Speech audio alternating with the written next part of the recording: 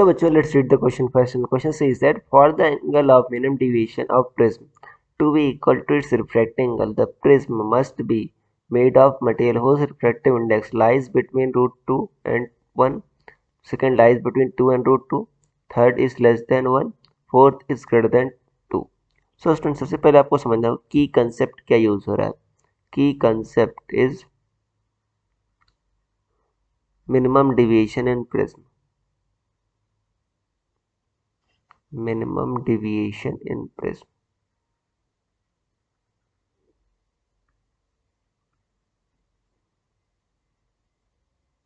ये यूज हो रहा है इसमें. अब यहाँ पर देखो मिनिमम डिविएशन कब होता है बच्चों. मान लेते हैं कोई प्रिज्म ले लेते हैं, इसका जो एंगल ऑफ रिफ्रैक्शन है मतलब रिफ्रैक्टिंग एंगल है वो क्या है आपका ए है मान लेते हैं. अब इस केस में मिनिमम डिविएशन कब होता है, मान लो आई एंगल पर आपका इंसिडेंट हो रहा है. अगर एंगल ऑफ इमर्जेंस जो है वो भी क्या है आपका सेम आई के बराबर है, तो इस केस में मिनिमम डिविएशन होता है. देखो अंदर वाले एंगल से बच्चों दोनों बराबर होंगे, ये आर और ये आर जो होगा दोनों अंदर के जो आर और आर होंगे वो भी क्या होंगे आपके सेम होंगे. तो ये आर होगा ये आर होगा, और आपको पता है R one plus R two equal to A होता है प्रिज्म एंगल. तो आर प्लस आर क्या होगा आपका, ये होगा आपका ए. तो 2r इक्वल टू ए या आर इक्वल टू क्या होगा a/2.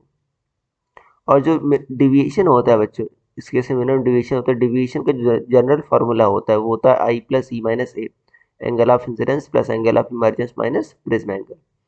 आई और ई दोनों बराबर है, इसको आई प्लस आई ये ए आ गया. तो डेल्टा की वैल्यू भी यहाँ पर क्या दे रखी है बच्चों, यहाँ पर क्या रहा है डेल्टा आपका प्रिज्म एंगल के ही बराबर है, डेल्टा भी ए है. तो ये 2i माइनस ए हो गया. तो यहाँ से देखो 2i इक्वल टू 2 या आई इक्वल टू ए आ जाएगा.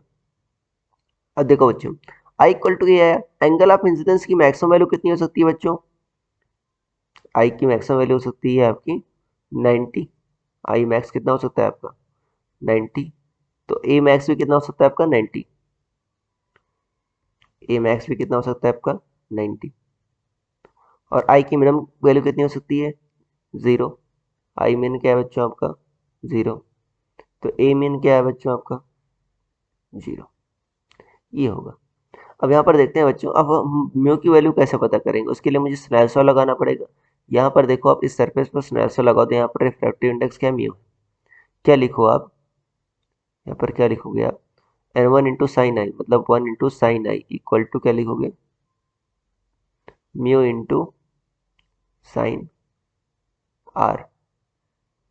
ओके. तो यहाँ पर साइन आई क्या है बच्चों आपका आई इक्वल टू ए है, तो क्या रख दो आप sine a equal to mu into r क्या है बच्चों आपका a/2 के बराबर है, mu into sign a/2.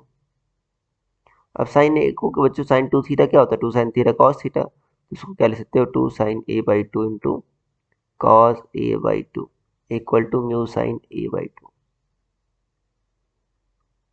Sine a/2 sine a/2 cut गए, तो म्यू कितना आ गया आपका 2 कॉस a/2. अब देखो जो जब आपका a मैक्सिमम होगा तो म्यू मिनिमम होगा, और जो a मिनिमम होगा तो म्यू मैक्सिमम होगा. तो देखो बच्चों म्यू की मैक्सिमम वैल्यू कब आएगी जब a मिनिमम होगा. a मिनिमम क्या होगा जब a 0 होगा, तो cos 0 1 होगा तो 2 आएगा. और म्यू मिनिमम कब आएगा जब आपका cos जो है जो a क्या होगा मैक्सिमम होगा. a की मैक्सिमम वैल्यू कितनी हो सकती है 90. तो 90 रखोगे बच्चों, देखो 90/2 45, तो 2/√2 कितना आएगा आपका √2.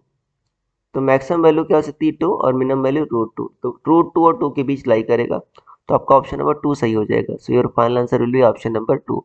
I hope you understood it well. Best of luck.